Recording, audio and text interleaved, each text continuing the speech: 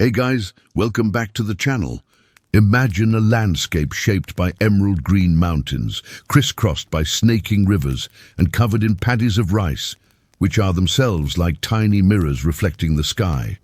It was a land rich in natural beauty, mineral resources, and agricultural potential, yet at the same time was incredibly prone to floods and typhoons. These natural forces were so powerful that the Japanese people came to view nature not just as something beautiful to behold from afar, but also as a living presence that needed to be respected. In this setting, life revolved around one central activity: growing rice. Rice paddies were everywhere, stretching across the flatlands and climbing up the slopes of hillsides. The planting season began in late spring, when young rice seedlings, carefully nurtured in special beds, were ready to be transplanted. Men, women, and children would gather, each holding a seedling in their hands, and march across the muddy fields in perfect unison, creating a mesmerizing human wave of green. As they walked, they would chant ancient songs passed down through generations, their voices blending with the splash of water and the hum of insects to create a soundscape that defined rural life. After transplanting, life settled into a routine dictated by the needs of the rice. Days were filled with tending the fields, clearing weeds, irrigating the crops, and watching for pests. Each task demanded patience, skill, and a deep understanding of the land. The work was backbreaking, the hours long, and the success of it all never guaranteed. One wrong move could spell disaster for the entire season's harvest. Yet there was also beauty in this life. There were festivals marking the different stages of the rice cycle, times of celebration with music, dancing, and communal meals that brought the community together. The food, too, was centered around rice. Every meal consisted of steamed white rice, usually eaten with miso soup and dishes made with seasonal vegetables or, if one was lucky, fish from the nearby river or sea. Meals were not just about sustenance. They were a ritual of sharing, a way to connect with family and friends and to honor the hard work that went into producing the food on their plates. Evenings were spent in quiet domesticity. Homes were simple, usually just 1 or 2 rooms with earthen floors and paper walls.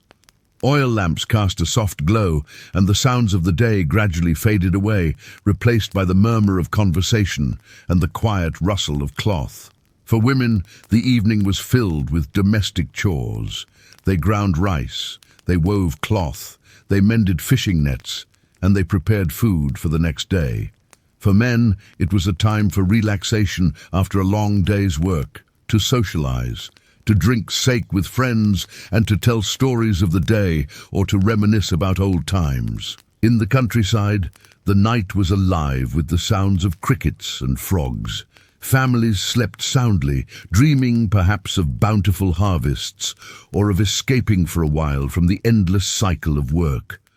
Life in the countryside was hard, unremarkable, and yet it was the foundation on which all of Japan rested. But how did these peasants become the property of someone else? How did the big shots benefit from all this hard work? To understand that, we must shift our focus to the ruling class, the daimyo. Now picture a map of Japan where each region is ruled by a powerful lord known as a daimyo. The largest of these lords controlled domains that spanned across multiple provinces, housing hundreds of thousands of people.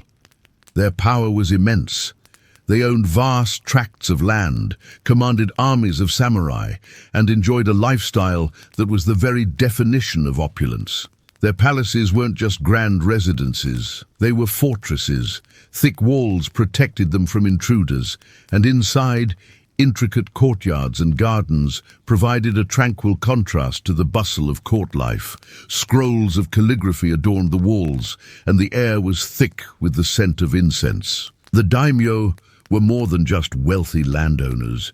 They were, quote, generals who governed, or, quote, noble farmers. They took on the responsibilities of maintaining law and order, collecting taxes, and most importantly, ensuring the defense of their territory.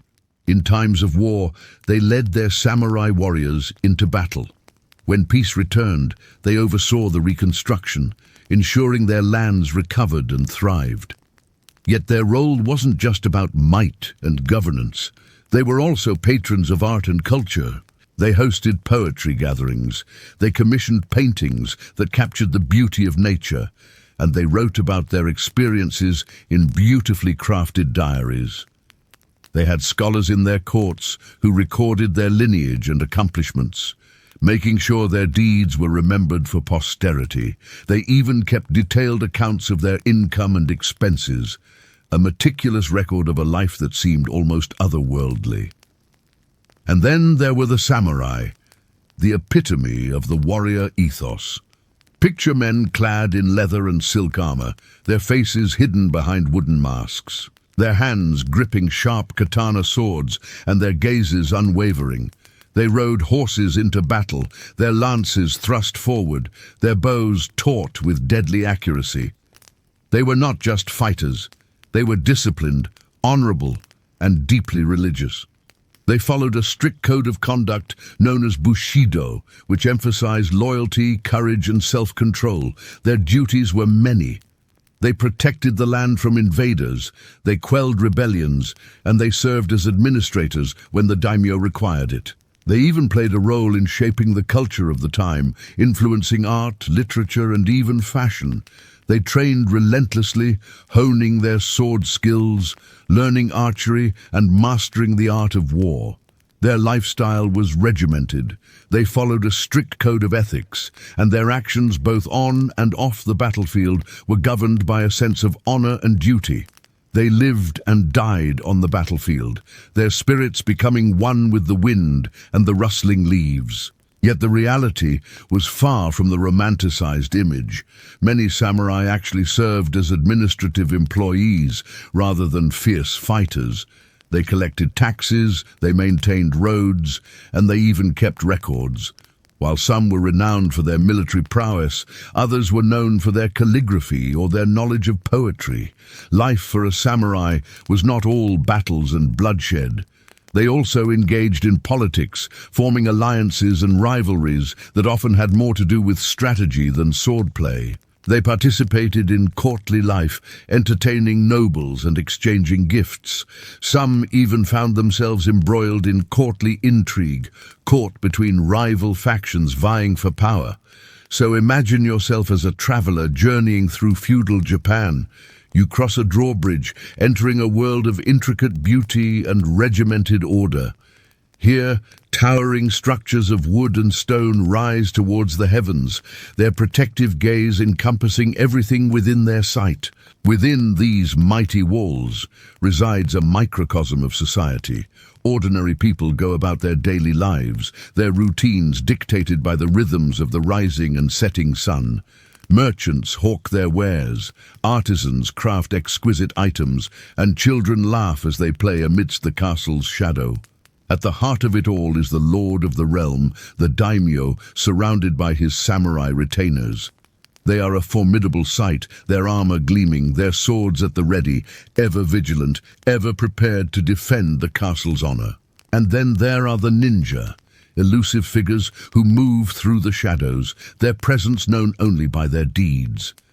They are the silent guardians of the castle, ensuring that its secrets remain buried in the darkness. Life within the castle walls was a blend of luxury and discipline. Courtiers, dressed in fine clothes, conversed in refined language, and partook in elaborate ceremonies. They painted delicate pictures, composed haunting melodies, and recited ancient poetry, finding beauty amidst the regimented structure of their lives. The castle's vast grounds were a testament to the daimyo's power and influence. They contained not just quarters for the nobility and their retainers, but also gardens that seemed to hold the essence of the natural world itself. There were ponds, mirroring the sky, trees pruned into exquisite shapes, and flowers chosen for their color and fragrance. They were places of contemplation, of aesthetic appreciation and also of strategic importance, forming a protective buffer between the castle and the outside world. Beneath this surface of order and elegance, however, lay a darker reality. Power struggles, betrayals, and assassinations were not unheard of. Rival clans coveted the daimyo's wealth and influence, and the threat of invasion always loomed. For the samurai, this meant constant vigilance, rigorous training, and the ever-present possibility of death on the battlefield. They lived by the sword, and when called upon, they were expected to die by it too. This is feudal Japan, where the clash of steel echoes through history and the whisper of silk robes speaks of power and intrigue. Welcome now to a world of towering trees and meticulously raked gravel, where every stone has its place and every tree is a masterpiece of patience and age. This is the realm of Zen gardens, a place where nature and spirituality intertwine in a dance of tranquility. Here, the gardener is not just a caretaker, but an artist. They craft landscapes that evoke a sense of timeless calm. The carefully raked patterns in the gravel represent not just lines of force, but also the very essence of the cosmos. Moss-covered stones stand like silent sages, their rough textures softened by time, offering silent wisdom to those who pause to contemplate them. Each element tells a story, a tale of seasons turning, of water's patient flow, and of life's subtle harmonies. Within these peaceful confines, the rhythm of the world slows down. The crashing waves of the ocean fade into a gentle lull, the buzzing of insects becomes a soothing drone, and the rustle of leaves transforms into a whispered lullaby. Here the boundaries between the self and the world dissolve, giving way to a profound sense of oneness with all things. It is a state of being, a way of finding solace in the midst of life's turbulent sea. And here, amidst the tranquil beauty, lies a secret, a reminder that even in the most serene of landscapes, life persists. Tiny buds push through the gravel, seeking the warmth of the sun. Delicate blossoms unfurl, adding splashes of color to the muted palette. And the patient gardener tends to their craft, nurturing life in every rake stroke and every placement of stone. Life finds a way, even in the most inhospitable of places. The key to this existence lies in embracing the ephemeral, in finding beauty in the transient. It is a philosophy that speaks to the human condition, reminding us of life's fleeting nature and urging us to find joy in each passing moment. In this place of timeless calm, the eternal recurrence finds its echo. Like the tides that ebb and flow, the seasons turn and return. Life, death and rebirth intertwine in a continuous cycle. Each leaf that falls, each flower that wilts, each stone that gathers moss contributes to this grand cycle, reminding us that all things are interconnected and interdependent. So when you find yourself amidst the raked gravel and carefully pruned trees, remember that you are not just observing a garden, you are participating in a timeless ritual. You are becoming part of a cycle that has been turning for centuries. You are breathing in the tranquility of ages past and carrying it within you as you step back into the rush of everyday life. Welcome to the channel. This is Oda Nobunaga. Nobunaga was born in the year 1534 in the Owari province, a place that is today part of Aichi Prefecture.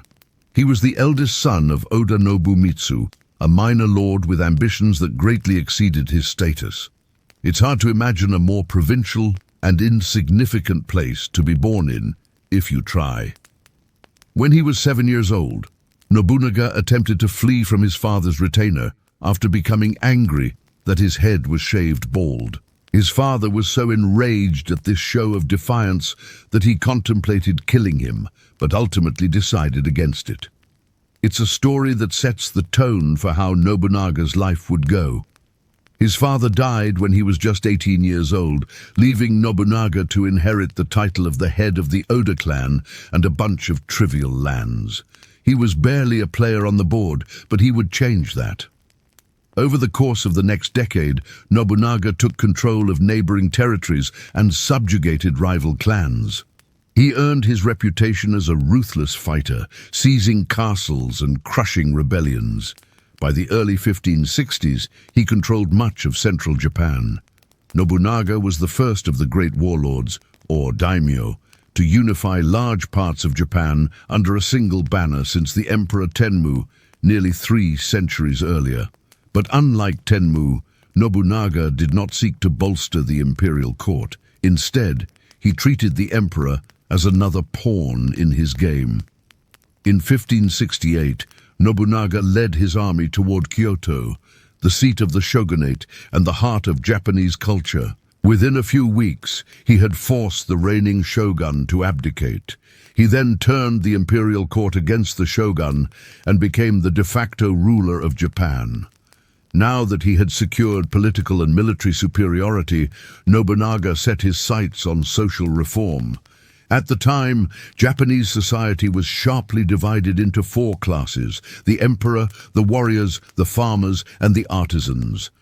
Nobunaga sought to break down those rigid distinctions. Some of his soldiers were promoted to samurai status regardless of their birth. Peasants were given samurai titles, and he appointed non-samurai to administrative positions based on ability rather than lineage. He even held feasts inviting representatives of all 4 classes to attend, an unheard-of event in those times. However, his most lasting impact came in the realm of economics. Nobunaga understood the significance of finance and accounting. He introduced accounting procedures to his domain and ordered detailed surveys to assess land productivity and population. He also started minting coins, simplifying fiscal administration. Perhaps his boldest move was to introduce a new currency called kosen, backed by gold and silver, effectively establishing a gold standard. Though this system proved too ambitious for its time, its principles would later form the basis of Japan's modern financial system. Such reforms were unprecedented, shaking the foundations of a society that valued tradition over innovation.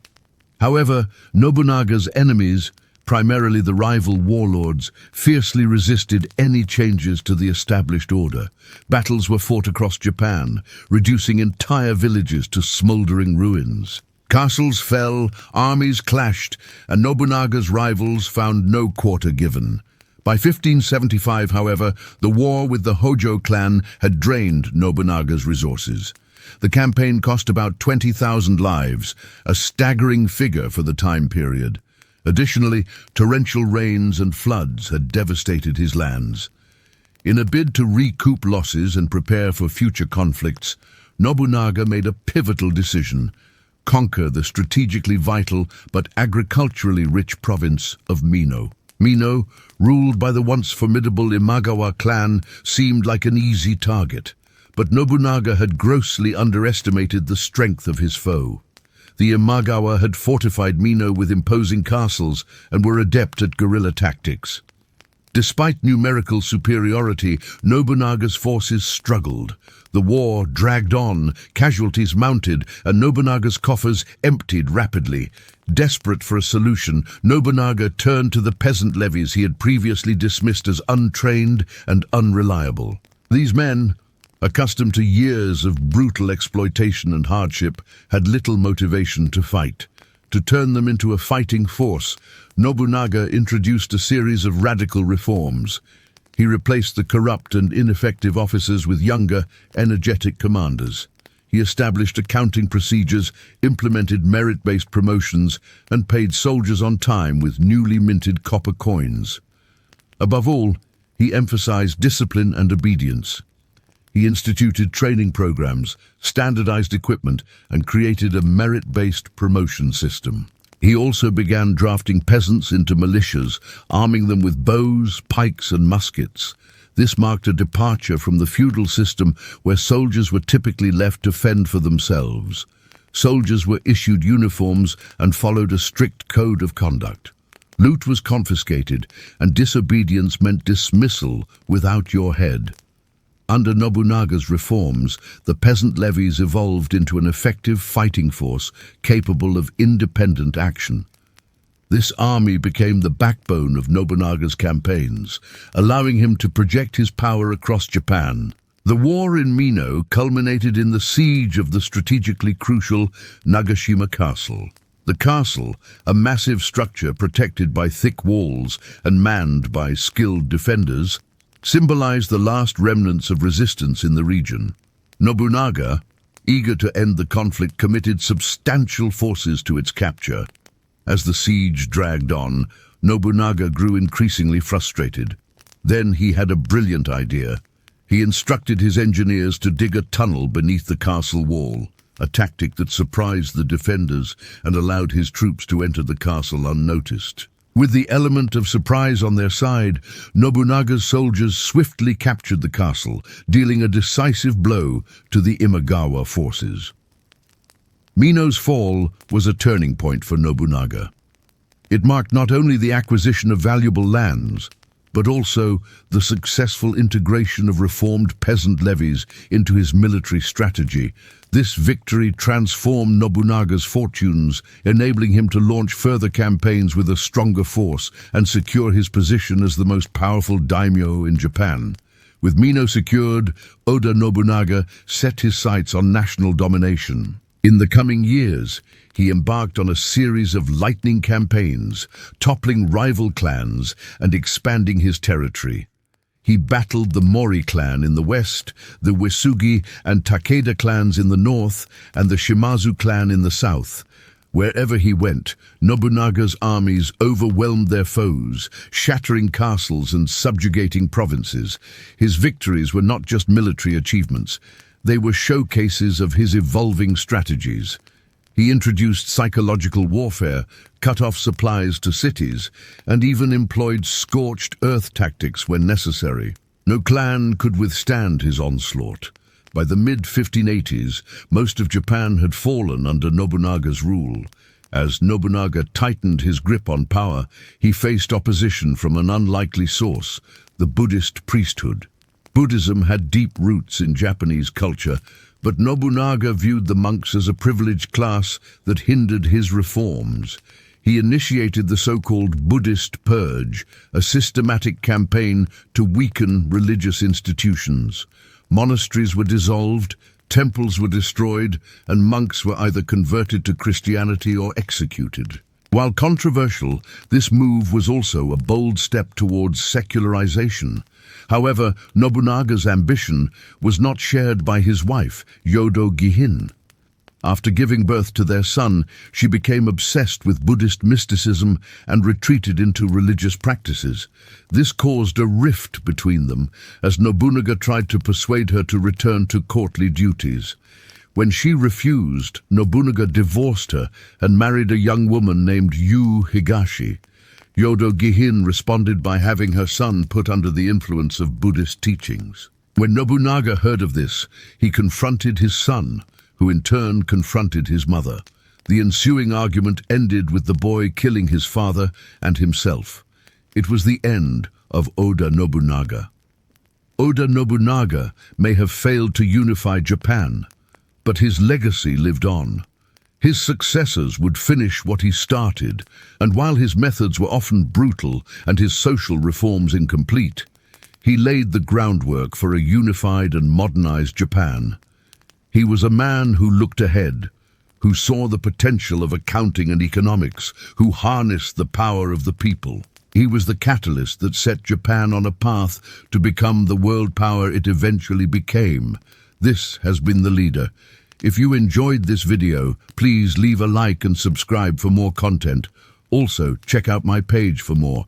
Thanks for watching. As we wander through this place, the floors creaking beneath our feet, the faint scent of incense lingering in the air, we're stepping into a world long gone. Built in 1609, it served as the home and fortress of the powerful Hojo clan. They were not just rulers of this domain, but influential figures in the national politics of early feudal Japan. Let me tell you about them and the castle that still bears witness to their legacy. our journey back to the early Edo period of Japanese history, around 1600 years ago. During this era, the country had been brought under the control of the Tokugawa shogunate. Power was concentrated in the hands of a warrior class known as the samurai, who pledged loyalty to the shoguns. The Hojo clan emerged as one of the most prominent of these families, controlling vast lands and wielding considerable influence.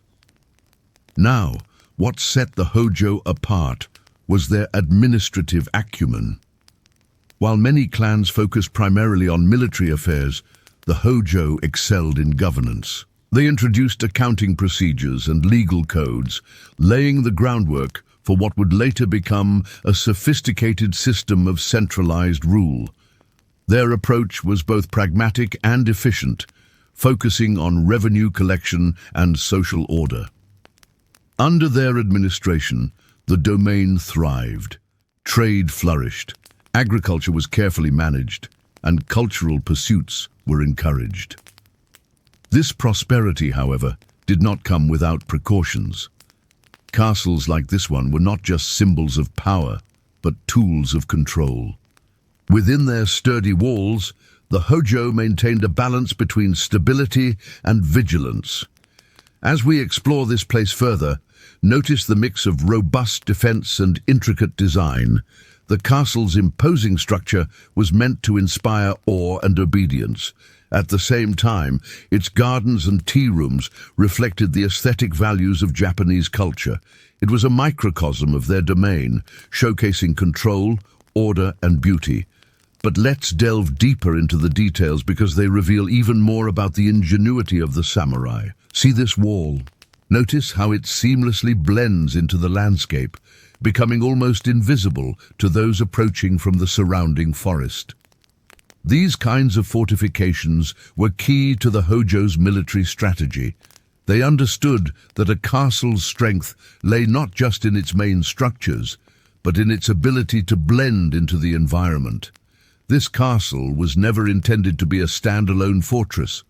It was part of a larger network of defensive structures that spanned their domain. The Hojo strategically positioned these castles and fortified towns across the landscape, forming a chain of protection against potential invaders.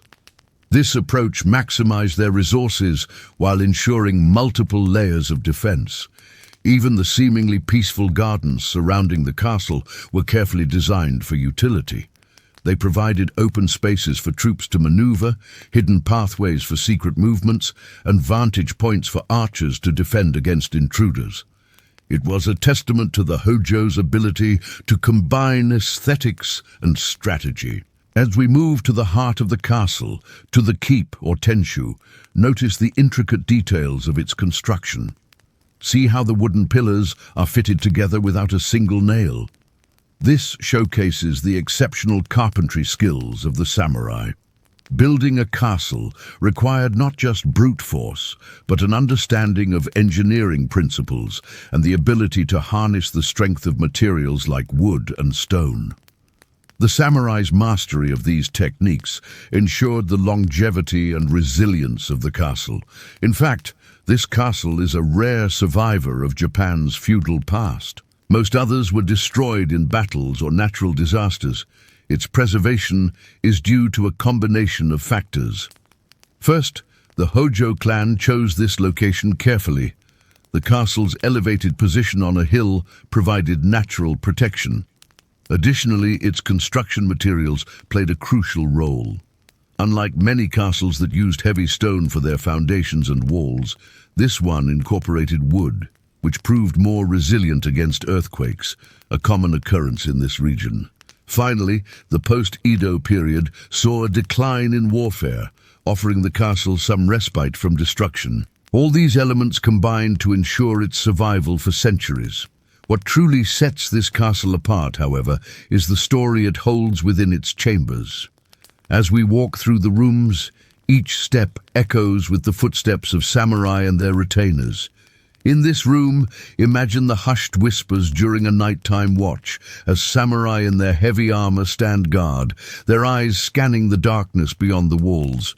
They are not just defending a structure, but a way of life, a code of conduct that has become their identity. Theirs is a silent vigil, punctuated only by the rustle of silk robes and the clink of armor. In another room, picture the scene of intense strategy and diplomacy. Here, the samurai, clad in finer garments, sit around a low table. They are not warriors anymore, but negotiators, their faces illuminated by the soft glow of oil lamps. They discuss alliances, trade routes, and the delicate balance of power that keeps their domain stable.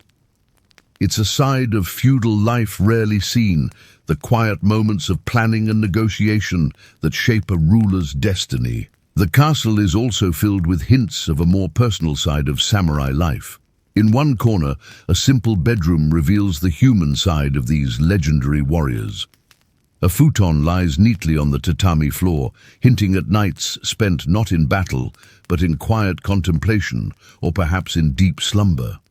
Nearby, a calligraphy set sits on a small table, offering a glimpse into the artistic pursuits that samurai like the Hojo pursued. They were not just fierce fighters, but cultured individuals with refined interests. Each brushstroke was a form of self-expression, a way to find balance in a life dominated by the demands of war and governance. But the castle itself was not immune to the passage of time. Earthquakes and natural disasters gradually took their toll, and by the late Edo period, repairs were needed. Rather than abandoning the castle, the Hojo invested in its upkeep. Skilled craftsmen were brought in to reinforce the structures, mend damaged walls, and restore the castle to its former glory. These efforts were not merely about maintaining a residence, but preserving a symbol of their legacy. For the Hojo, this castle represented not just their authority, but their values, their strategies, and their contributions to Japanese history. It wasn't only about defense or governance. The castle was a canvas for expressing the aesthetic sensibilities of the samurai. Notice the meticulous landscaping of the castle grounds. The Hojo understood that the visual impact of a castle was as important as its structural integrity. Carefully manicured gardens surrounded the fortress, providing not just a pleasing view, but a sense of tranquility. Amidst the chaos of feudal politics, these green spaces were sanctuaries, allowing the samurai and their families to momentarily escape the pressures of power.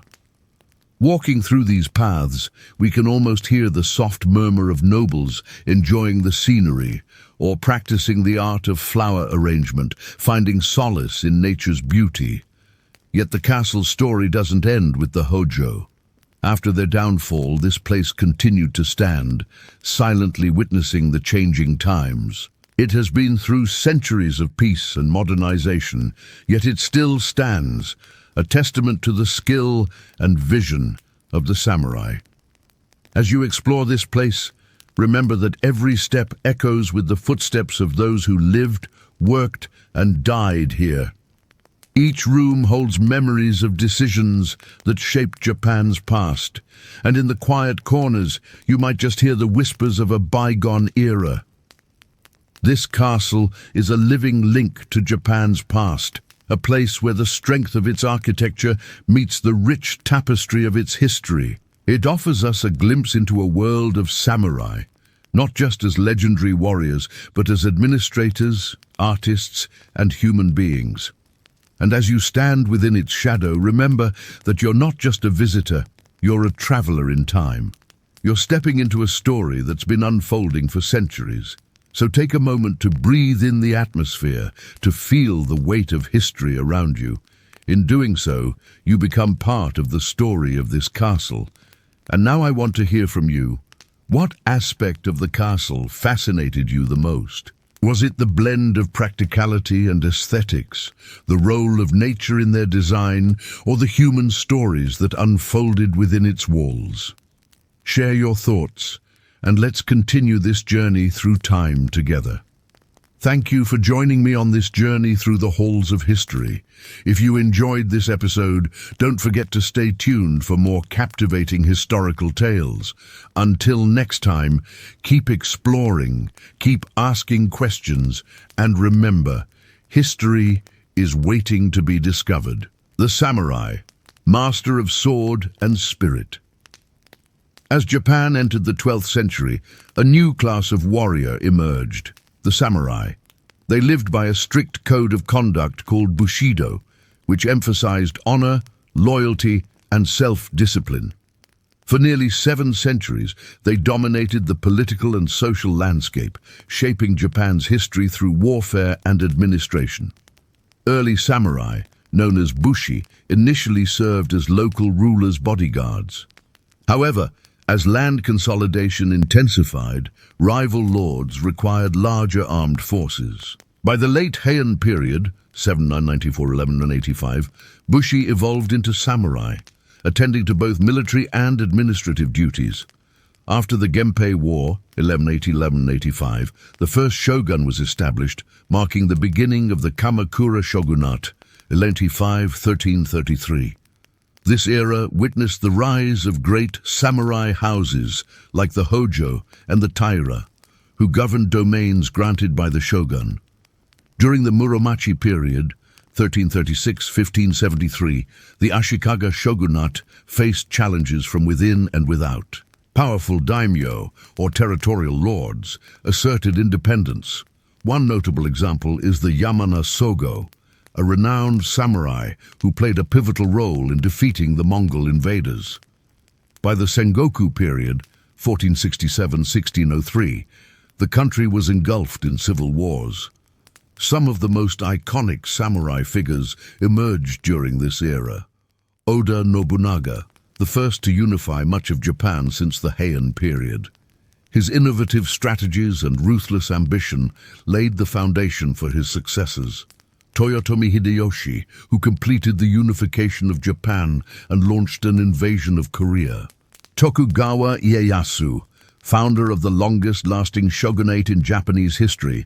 These leaders reshaped the social and political order, establishing the Edo period, 1603–1868, which saw the emergence of new values and arts. Despite their contributions, the samurai faced changes as the role of warriors diminished, and they were replaced by professional soldiers.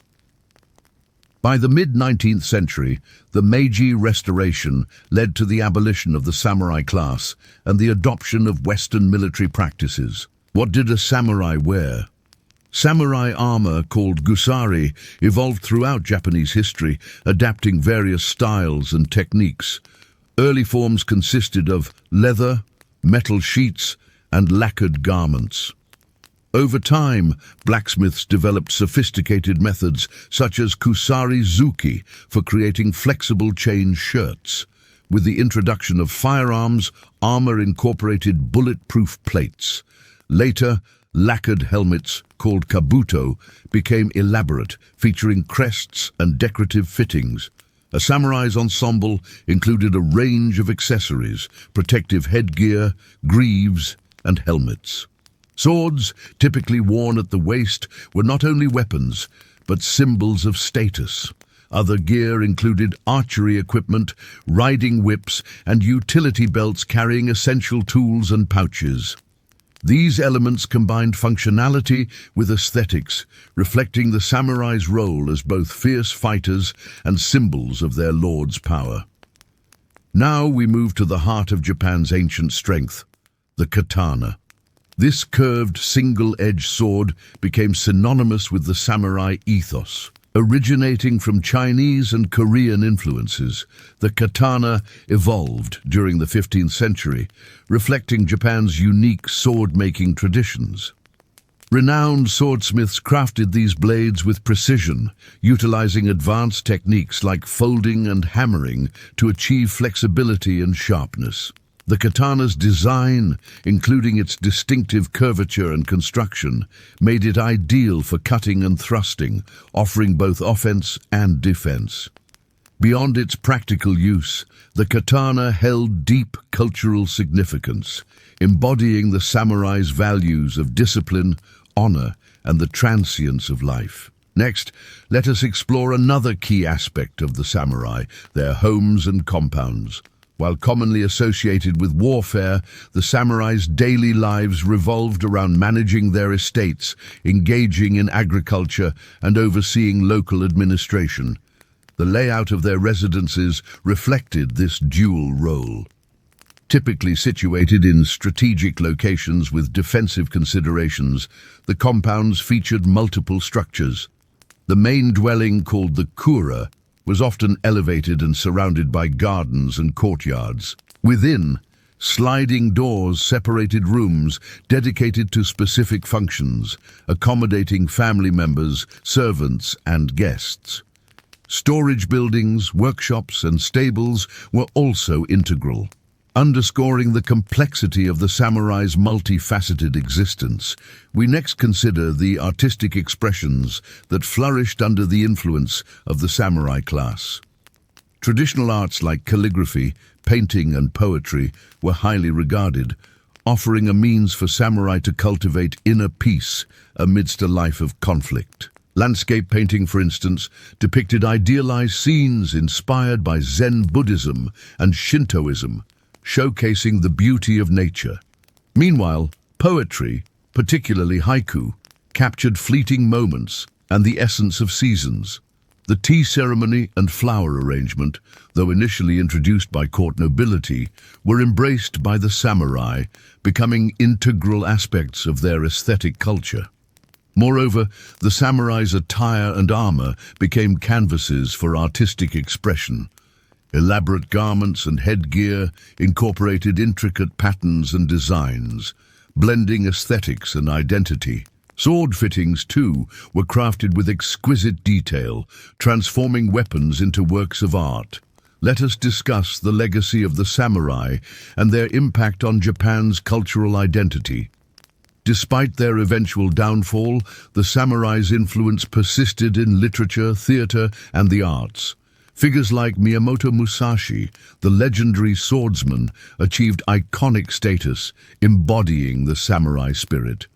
Moreover, the Bushido code of conduct continued to inspire notions of honor, loyalty, and self-discipline.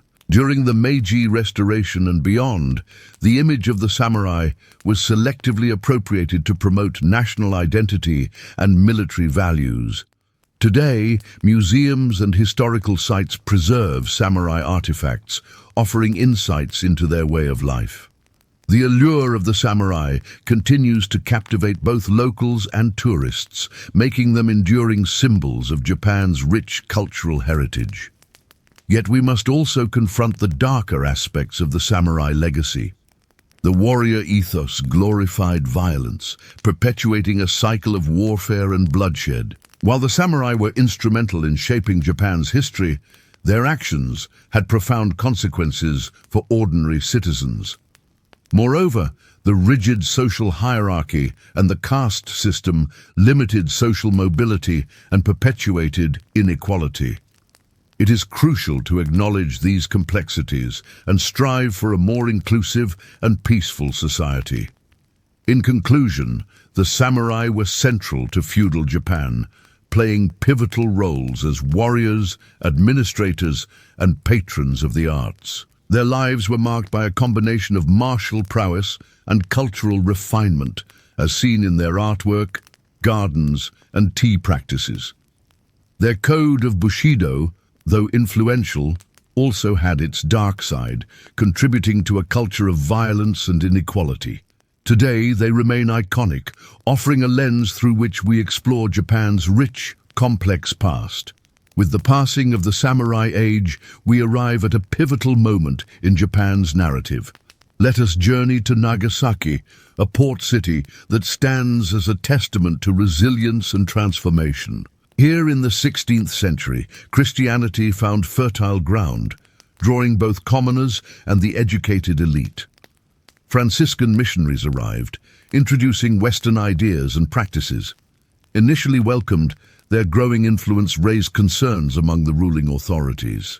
By the 1630s, the shogunate's anti-Christian policies escalated, targeting converts and missionaries alike.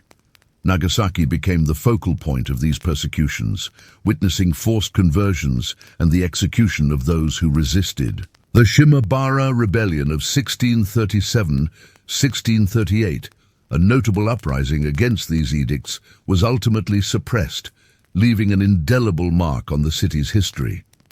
From the ruins of Nagasaki, Japan emerged with a renewed sense of isolationism. Trade restrictions were tightened, limiting engagement with the outside world. Christian symbols and texts were destroyed, and those who secretly practiced their faith endured persecution. This period of seclusion, known as Sakoku, profoundly impacted Japan's trajectory, shaping its internal dynamics and insulating it from global developments. Amidst these turbulent times, everyday life in Japan continued. Rural communities engaged in farming, fishing, and local crafts, while merchants and artisans thrived in urban centers.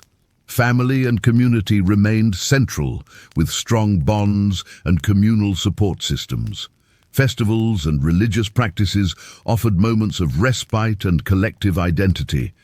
However, the constraints of the rigid social hierarchy limited social mobility and individual freedoms. The arts flourished, finding expression in traditional forms like poetry, painting, and theater. Kabuki, a popular form of entertainment, developed during this era, captivating audiences with its drama and spectacle. Woodblock prints depicting scenes from everyday life and historical tales gained prominence, showcasing the skills of artisans and the beauty of traditional arts. Yet beneath the surface, seeds of change were sown. European ideas and trade goods continued to reach Japanese shores, stimulating curiosity and a desire for broader horizons. This growing awareness would eventually culminate in Japan's opening to the world in the mid-19th century, setting the stage for a new chapter in its history. And so, as we navigate these chapters of Japanese history, remember that each step unveils deeper layers of a civilization shaped by both grandeur and hardship. From the tranquil halls of Himeji Castle to the echoes of the samurai's fading footsteps, Japan's past beckons us to understand its complexities and appreciate its enduring legacy. As we conclude our journey through Japan's past, let us reflect on the profound impact of its rich history. The legacy of the samurai, the enigma of Himeji Castle, and the trials of Nagasaki offer a glimpse into a civilization shaped by both tranquility and turmoil. From the elegant gardens of the samurai estates to the haunting beauty of the White Heron Castle, we've witnessed the harmonious coexistence of strength and serenity. These historical gems stand as silent witnesses to the relentless march of time, reminding us of the impermanence of even the mightiest structures. Yet amidst this ebb and flow of fortune, the spirit of Japan's people shines through. Their resilience is evident in the face of adversity, their adaptability in the face of change, and their capacity for both exquisite artistry and quiet dignity.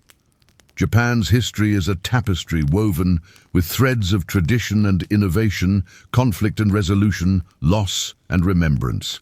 It invites us to contemplate the cyclical nature of human existence, the balance between progress and preservation, and the enduring power of the human spirit. As we close this chapter, we carry with us the lessons and inspirations gleaned from Japan's bygone eras. May the elegance of its cultural heritage, the tenacity of its people, and the haunting beauty of its historical sites continue to captivate and enlighten generations to come. The old castle keeps watch over the town below, silent and stoic. From its pale, watchful walls, we can see the world of the samurai, men with swords, wielders of authority. Both the peasants we met at the beginning and we, modern viewers, know them as figures of intrigue, men of honor and valor. However, there is much more to their lives than meets the eye. So from the peak of this ancient fortress, let us descend into the daily lives of these intriguing figures, explore their homes, and uncover the secrets they held close. As we traverse the paths less taken, we'll start to understand the intricacies of their existence, the complexities that made them more than just fierce warriors. Here, we find ourselves in the heart of a bustling city, a far cry from the quiet countryside of our previous visit. In another era, this place teemed with life. Stalls overflowed with fish, meat, vegetables, sake, all carefully laid out for the discerning shopper. Merchants called out their wares, and the air buzzed with activity.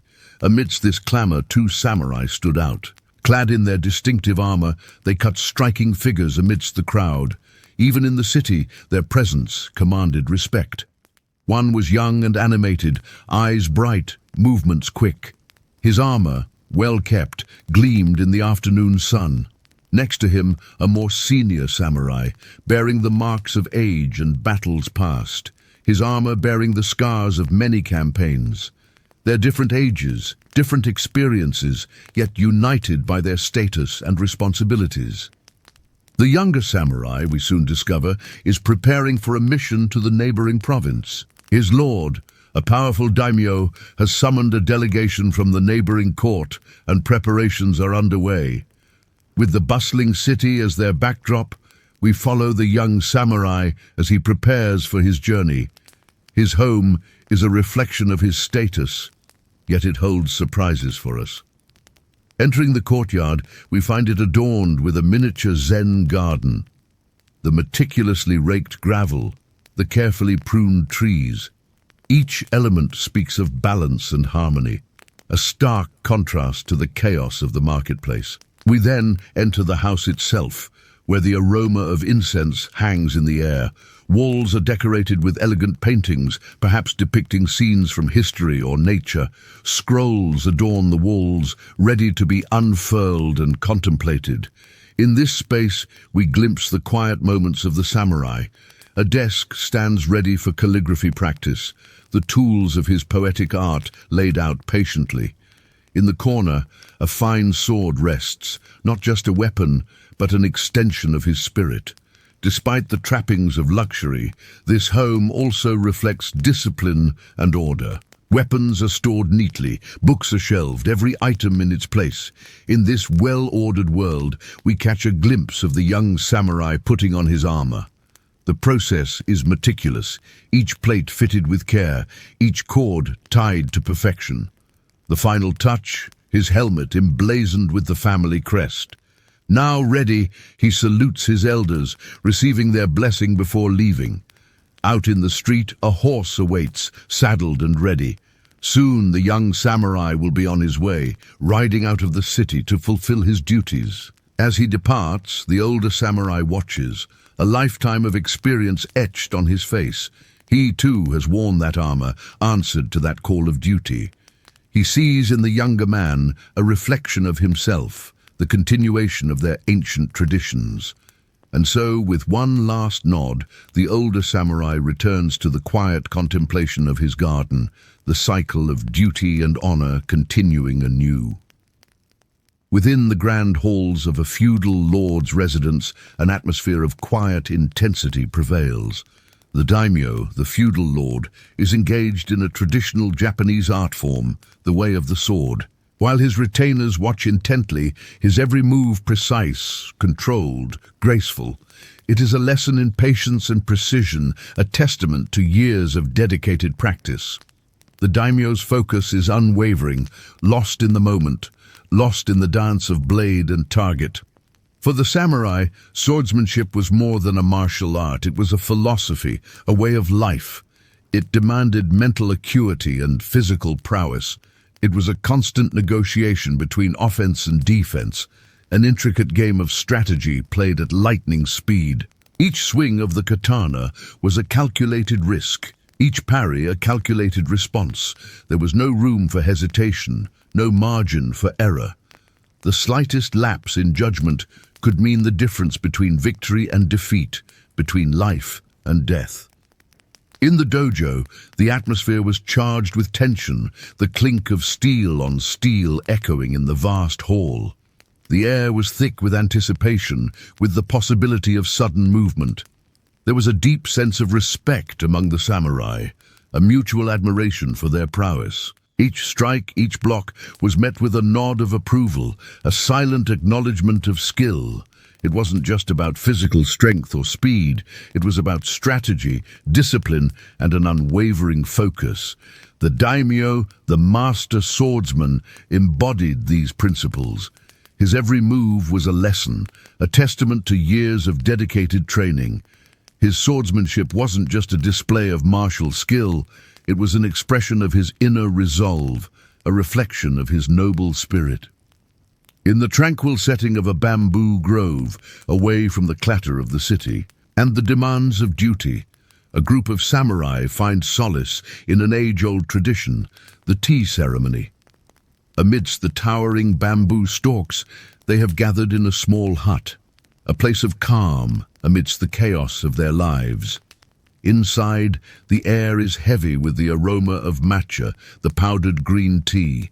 The room is hushed, the only sounds the gentle steam rising from the bowls and the soft whisper of voices. One of the samurai, a master of the tea ceremony, is preparing the tea. Each movement is slow, deliberate, almost meditative.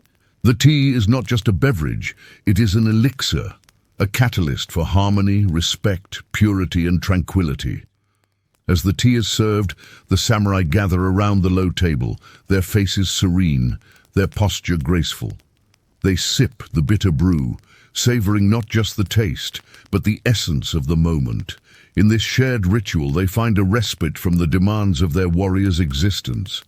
The tea ceremony is a world apart from the battlefield, a realm where peace and beauty reign. It is a reminder that amidst the chaos of life, serenity can be found, and in the quiet moments of contemplation, true strength is discovered. As the ceremony ends, the samurai rise, their spirits lifted, their resolve renewed. They step out of the bamboo grove, ready to face the challenges of their day, their hearts lighter, their steps surer, thanks to the magic of the tea. In the late afternoon, sunlight filters through the leaves, casting intricate patterns on the ground. A young woman, her face framed by raven hair, kneels beside a miniature landscape. She is tending not just a garden, but a carefully crafted Zen garden. Her movements are gentle yet purposeful, her focus unwavering. Each rake stroke on the gravel, each leaf placed with precision, is a testament to her dedication, her understanding of balance and harmony. This is more than just a garden. It's a reflection of the samurai ethos, a blend of discipline, mindfulness, and respect for nature. Every element has its place. Every stone tells a silent story. It's a living art form, a dialogue between humanity and the natural world. The young woman, a daughter of the samurai, is not just tending a garden. She's nurturing a state of mind. She understands that in the art of gardening, as in life, balance and harmony are key. Just as a samurai must master his emotions, she too must find equilibrium in her world. Every leaf, every stone is a brushstroke in her masterpiece. She sees beauty in simplicity, poetry in the play of light and shadow. As the sun begins its descent, casting long shadows across the garden, she takes a step back to admire her work. The scene is one of serenity, a perfect blend of order and natural beauty. And in this moment, she, the samurai's daughter, embodies the essence of her upbringing, finding strength in stillness and beauty in discipline. And so from the peaks of ancient castles to the quiet corners of meticulously kept gardens, we have explored facets of samurai life, the bustle of the marketplace, the solitude of the tea room, the poetry of the garden. Their world was one of contrasts, a blend of action and contemplation, duty and refinement. The samurai remain more than just historical figures. Through their stories, we glimpse a culture that valued honor, discipline, and the pursuit of excellence in all aspects of life. We started this series over 6 months ago with Oda Nobunaga and the siege of a small fortress. We've been through thick and thin with him, from his early battles to his conquest of the whole of Japan. But sadly, it's time to say goodbye. I hope you've enjoyed following him and learning about feudal Japan through his eyes. Nobunaga has faced many foes during his campaigns, but few as powerful and terrifying as those he's encountered within his own ranks. For years, he's had a problem with his generals dying on him, often while he's away on other business. That's why he's returned home to Owari to take care of some loose ends, before heading back to Kyoto to crush the last of the rival warlords. At his side is his most trusted general, the cunning Shibata Katsui, who's been acting governor of Owari in Nobunaga's stead. But even Katsui has had enough of the endless scheming and plotting within the clan. He wants out. Nobunaga knows this and has called him aside to try and change his mind. But Katsui is resolute. After years of campaigning, he longs for peace. But Nobunaga needs more than just Katsuya's help. There's another matter weighing on his mind, a threat lurking in the shadows that could undo all of his hard-won gains. It's a danger unlike any he's faced before, an enemy that strikes from within and can strike at any time. Betrayal. Katsui knows what Nobunaga is thinking and tries to reassure him. He tells his lord not to worry, that they'll make sure that everyone is loyal to him. But Nobunaga isn't convinced. He asks Katsui if he thinks that mere words can guarantee loyalty. Even Katsui has to admit that they can't. So the two men come up with a plan. They will host a great feast, inviting all the heads of the clans that have pledged fealty to Nobunaga. It will be a celebration of his upcoming triumph in Kyoto, but also a trap. If anyone is disloyal and planning to rebel, they'll reveal themselves at the party. The day of the party arrives, and Nobunaga receives his guests warmly. He drinks with them, jokes around, and generally makes sure everyone feels welcome. Katsui keeps a sharp eye on everyone, looking for any sign of treachery. A small group of samurai enter, and Nobunaga introduces them to his guests. These are the retainers of a local lord, one of Nobunaga's vassals. Among them is a young man named Azai Nagamasa. Nobunaga has never met him before, and neither has Katsui. The young man is handsome and charismatic, and he catches Nobunaga's eye when he raises his cup to propose a toast. Nobunaga looks intrigued and leans forward to hear what he has to say. Nagamasa speaks of loyalty and honor, of the bonds that unite lord and retainer. His words are well chosen and heartfelt, and Nobunaga finds himself moved by them. The young man's sincerity is evident, and there's something about him that reminds Nobunaga of himself, someone who values strength and ambition above all else. As the night wears on, Nobunaga grows increasingly fond of Nagamasa and his retainers. They drink together and exchange stories, and Nobunaga finds himself enjoying the company of these young men who remind him of his younger self. There's a spark of rebellion in their eyes, a thirst for adventure that mirrors his own. He watches them now as they mingle with his other guests, laughing and talking. Nobunaga sees in them the potential for greatness, but he also sees a threat. Their presence has disrupted the balance of power within his realm, and he knows that he must act to restore it.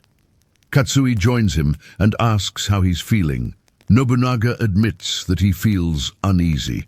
The young man's words have shaken him, and he can't shake off the feeling that there's more to them than meets the eye. Katsuye knows what Nobunaga is thinking and nods in understanding. He too has noticed the potential danger of Nagamasa and his men. The two men discuss what to do next. They need to find a way to test Nagamasa's loyalty and determine once and for all if he's a threat to Nobunaga's rule. The next day, Nobunaga sends for Nagamasa and his retainers. He invites them to go hunting with him and his own retainers, a chance to bond with his fellow warriors and test their skills. When Nagamasa hears this invitation, a smile spreads across his face. He thanks Nobunaga and accepts without hesitation, eager to show his skills and prove his loyalty. As they prepare for the hunt, Nobunaga watches Nagamasa and his retainers. He sees the confidence in their bearing, the skill with which they handle their weapons. He can't help but feel a sense of pride. These young men are a credit to their clan and to feudal Japan. The hunt begins, and Nobunaga and his party move through the forest, their eyes sharp for game. The dogs bark, and soon a deer is flushed out. The chase is on, and Nobunaga finds himself caught up in the excitement of the moment.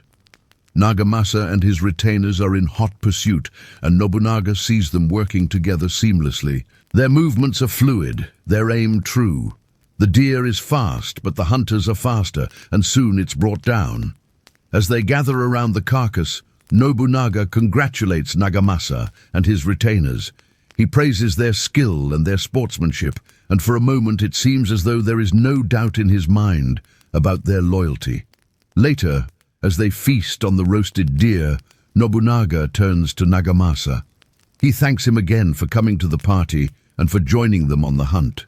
He tells the young man that he has impressed him and that he is welcome to stay in his domain as long as he wishes. Nagamasa bows his head in thanks. He tells Nobunaga that he is honored to be in the presence of such a great lord and that he will serve him to the best of his ability. Nobunaga smiles and raises his cup in a toast to Nagamasa and his retainers. He tells them that he trusts them and that he expects them to be loyal and true. For a moment, it seems as though everything is well. The threat of betrayal recedes, and Nobunaga is able to relax and enjoy the company of his guests. But in the shadows, Katsui watches them closely. He doesn't trust Nagamasa and his retainers, and he knows that Nobunaga is being naive. After the hunt, Nagamasa and his retainers prepare to leave. They bow to Nobunaga and thank him for his hospitality. Nobunaga returns the gesture and tells them that he looks forward to seeing them again. As they say their goodbyes, Nobunaga notices something strange. One of Nagamasa's retainers is missing. The young man excuses himself, saying that the retainer has gone ahead to prepare for their arrival. Nobunaga, still suspicious, decides to investigate. He sends a small detachment of samurai after the missing retainer, ordering them to bring him back to the castle. The samurai return with the man, who turns out to be the retainer who had toasted at the party. The retainer bows his head in shame when he realizes that Nobunaga is watching him. He explains that he left the group to relieve himself and that he would never betray his lord. Nobunaga nods his head in understanding, but in truth he's still suspicious, and he knows that he needs to get rid of Nagamasa and his retainers. The next day, Nobunaga gathers his advisors and tells them of his plan to get rid of Nagamasa and his retainers. His advisors agree, and the plot is set in motion. Nobunaga calls Nagamasa and his retainers to his court on the pretext of discussing military matters. In reality, he intends to accuse them of disloyalty and force them to commit seppuku. When Nagamasa and his retainers arrive, Nobunaga greets them warmly, but his smile is a lie and his eyes are cold. He accuses Nagamasa of disloyalty, citing the retainer's absence during the hunt as proof. Nagamasa is taken aback. He protests his innocence, but Nobunaga is not listening. He gives the order for the retainers to draw their swords and commit seppuku. Nagamasa and his retainers are shocked, but they know that they have no choice but to obey. They draw their swords and fall to their knees, ending their own lives in front of Nobunaga. As the blood stains the ground, Nobunaga feels a sense of satisfaction. He has purged his court of traitors, and his realm is safe. Or is it? The heads of Nagamasa and his retainers are cut off and displayed on pikes as a warning to others who might consider betraying him. In the aftermath of the executions, Nobunaga reflects on the events of the past few days. He thinks about the young man's words at the party, the skill he displayed during the hunt, and the bravery he showed in the face of death. He realizes that he may have made a mistake. Had he been too quick to judge? Was the young man really a traitor? Nobunaga doesn't know the answers to these questions, but he knows that he can't bring Nagamasa back. He looks out over his domain, knowing that he is truly alone in his quest to unify Japan. But he is determined to succeed, not just for himself, but for all of those who have died in his service. The sun sets over feudal Japan, casting long shadows over the land. The people go about their daily lives, unaware of the dangers that lurk in the darkness. The samurai sharpen their swords and prepare for battle, while the lords scheme and plot. In the midst of it all, Oda Nobunaga rides on, his face set in grim determination. He knows that the road ahead will be long and difficult, but he is ready for the challenge. His enemies may be strong, and his rivals may be cunning, but Oda Nobunaga is not afraid. He has seen the darkness in the hearts of men, and he has faced it head-on. He has banished demons and crushed tyrants. He has shown mercy, and he has shown no mercy. And as he rides on, the wind whispers his name, Oda Nobunaga, the man who would be king. Thank you for joining me on this journey through feudal Japan. I hope you've enjoyed seeing this world through the eyes of a samurai and learning about its history and culture along the way. If you want to continue to explore this world, please consider checking out my podcast, where I continue the story of Oda Nobunaga and his successors. You can listen to new episodes every Wednesday on various platforms. Until next time, may your blade be sharp and your spirit be strong. Thank you.